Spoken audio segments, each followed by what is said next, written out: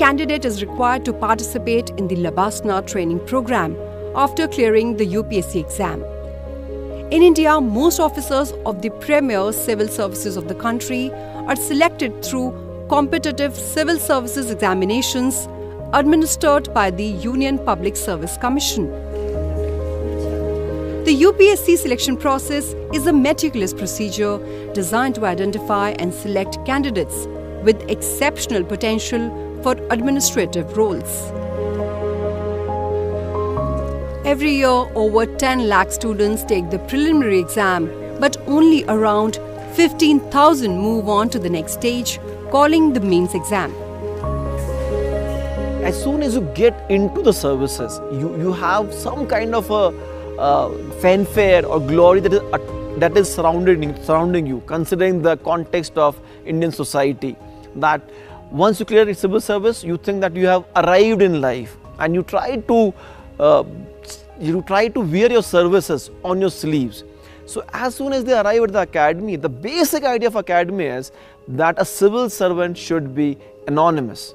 The civil servant should be able. The civil servant should be austere. They should be empathetic. They should be disciplined as the role model in society. The examination comprises 3 stages: Civil Services Preliminary Examination (CSP) and Civil Services Main Examination Written and Interview. UPSC conducts preliminary examination of the Civil Services Examination for recruitment to the Indian Administrative Service, Indian Foreign Service, Indian Police Service and other central services and posts in accordance with the rules published by the Government Department of Personnel and Training in the Gazette of India Extraordinary.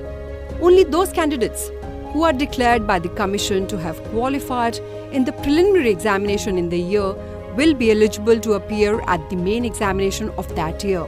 The mains exam stage is descriptive in nature and it evaluates candidates' in-depth understanding, critical analysis and effective communication skills. The third stage, personal interview, is the final round of the UPSC selection process that evaluates the candidate's personality, communication skills and ability to perform their administrative duty of civil services in India. All successful candidates who clear UPSC exam are required to undergo induction training at LBSNAA. See, when the officer trainees enter here, they come from different parts of the country with different culture and also different family backgrounds. So this is actually a place which evens all of them. In fact, among the officer trainees themselves, you'll find there's a lot of variation in their social background, in their educational background, in their family background, in every way. In fact, learning, that also brings in a lot of learning process. It's no doubt that when they enter here, because it's after a very big step that they have come here, so they have a certain degree of expectation and awe also. But then the curriculum here is of such nature that it grounds them all very quickly. In fact, discipline is one of the major things that we insist upon, and it starts off. In fact, it starts off with the morning. They start off around 6 o'clock in the morning, and they have a physical exercise.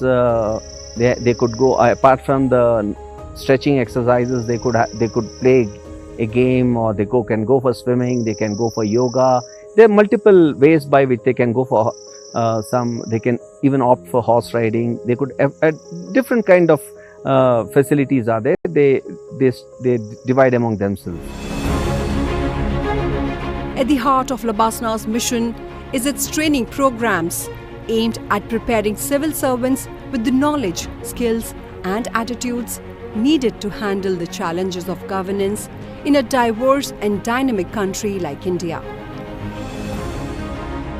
The Academy offers various specialized courses for different levels of the civil services. LBSNAA conducts a common foundation course for entrance to the All India Services, the National Foreign Service and Group A services of the Union, followed by professional training for new recruits of the Indian Administrative Service and members of the Royal Bhutan Civil Service. This course aims to foster a shared understanding of government and build camaraderie among civil servants. So I think you will appreciate that every individual, be it an IS officer or otherwise, is coming from the society. So when it comes to the academy, it comes with certain core values, core ethos that is provided by its own societal upbringing. As an IS officer, we try that they should shed all their lineages of the past. We want them to be a part of a civil society, civil servant tribe, which is anonymous, which is able, and which is also trying to be more on the side of austere. So these are the three things which are corely focusing upon. So when we design their training programs, we think that their training should be more experiential. The village visit program is an important component of the foundation course. Officer trainees are taken to rural areas and exposed to the realities and complexities of rural life. The officers are expected to gain a first-hand understanding of various programs or schemes during the course of their stay in the villages. Teaching a language is an important component of the training at the academy, with the exception of those officer trainees who have to compulsorily learn Hindi. All others are required to opt for one of the languages that are on offer. When we listen to guest speakers, all of them have a lot of emphasis on the responsibility with which we need to deliver our future roles. So there is a semblance of the fact that we will be in positions to affect positive change and how we need to carry that responsibility.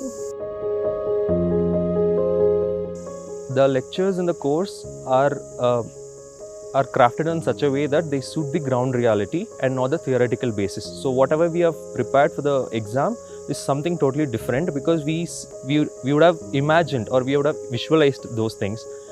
For instance, we would have discussed about the border issues that we face with the China, the ITBP force that are taking part and assisting in the military. The culture, customs, arts and crafts and cuisine of the diverse regions of the country are displayed through outdoor and indoor activities by the officer trainees during India Day. Interaction with Padma awardees to the views of global thought leaders as part of the ARAMBH program. ARAMBH aims at transforming induction training for OTs by creating a wider learning mission around a national goal. Eminent speakers, engaging lectures, and state-of-the-art facilities further enrich the probationer's academic experience. I am reminded of the rich legacy of this esteemed institution, where countless civil servants have been nurtured and groomed like you all to serve our great nation, and all of them have contributed to the emergence of Bharat at this stage. Each of you, my friends, embodies excellence, integrity, and commitment to public service, qualities that are indispensable for shaping the destiny of our nation. I see in all of you potential to define Bharat of your vision and conception. The Common Foundation course lasts 15 weeks from August to December. The Academy also offers in-service and mid-career training programs for IAS members, as well as induction training for officers promoted to the IAS from state civil services. Workshops and seminars on policy and governance are held regularly. In addition to that, we have some common mid-career training programs where we call persons from all civil services, those who have put in more than 20 years of service. We conduct a joint civil military training program where we call people from the military side, from the paramilitary side, from the civil services. All of us, that's a 2-week program. These are the regular structured courses of the academy which have been going on for several years. recently we have started what is called the in-service training program. We have taken up role-specific training programs for the officers. Though they are primarily intended keeping in mind the roles the IAS officers perform in various positions like that in the municipal bodies or from the Zilla Panchayats or in the DISCOMs or in the tribal areas or different fields, and practically covering all sectors. We are also alive to the fact that these roles are also performed by non-IAS officers. We are open to receiving non-IAS civil service officers and other officers also for such role-specific programs. The training program includes around 180 IAS candidates known as officer trainees who undergo a 2-year course consisting of 4 stages: the foundation course, phase 1, Bharat Darshan, academic modules and training, and district training, and phase 2. Once they are confirmed into the service, there are various trainings at intermittency of around 10 years, which is phase 3, and then 14 to 16 years, which is phase 4, and finally 26 to 28 years, which is phase 5.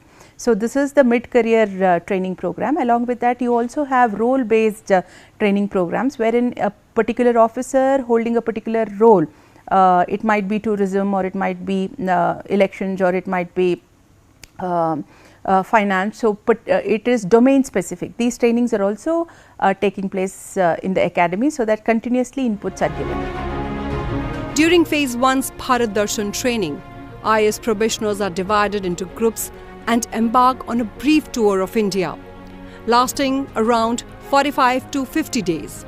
This immersive experience exposes them to the diverse cultural and historical landscape of the country. The next stage is 1-year district level training curriculum, where IAS members join a district government and become familiar with its policies, programs and administrative framework.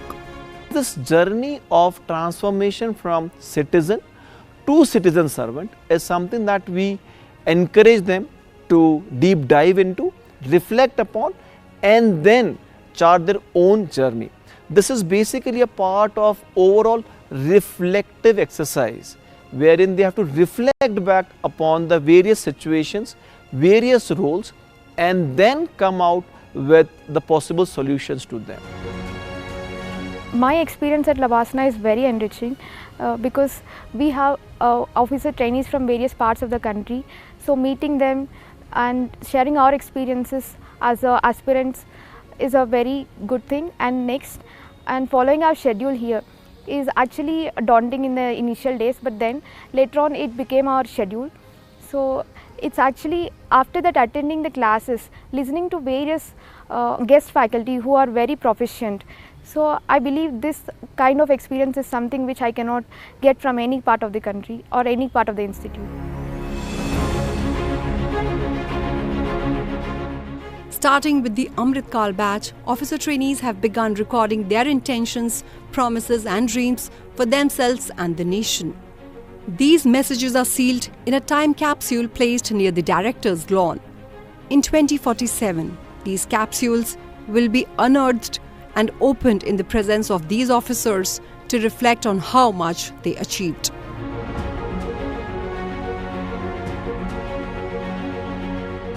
This academy should be nimble-footed enough to meet the changing needs and the requirements of the country in every form. So I think, and it has seen that kind of a transformation thanks to the visionary leadership provided by the people in the last several decades, including my predecessors. So I think the same kind of, we have to be responsive to the needs, and one is that this institution should continue to be a kind of an institution where people come and remind themselves of why they are in public service, and every time they come to this place they should think they have come to a temple of learning, and a reminder to themselves that yes, we have joined the public service for a particular cause, and even if we have stepped aside, let's step on the track. In that form, I think we have to look in that direction. Whatever is needed For that purpose, this academy should be responsive, both in terms of infrastructure, both soft and hard. After this initial training, the officer trainees move to their respective institutes based on the service they are selected for. While the IAS trainees continue their training at LBSNAA only, IPS trainees go to Sardar Vallabhbhai Patel National Police Academy in Hyderabad. Foreign Services candidates move to Foreign Services Institute, New Delhi. National Academy of Direct Taxes, Nagpur for those indirect taxes, or National Academy of Customs, Excise and Narcotics, Faridabad for those in indirect taxes, and so on. Regardless of their category, one thing is clear: the academy holds a special place in the hearts and minds of everyone involved in the civil services. Overall, LBSNAA's mission is to prepare these officers to become strong and effective administrators who can lead government initiatives and improve the lives of the people they serve across the country.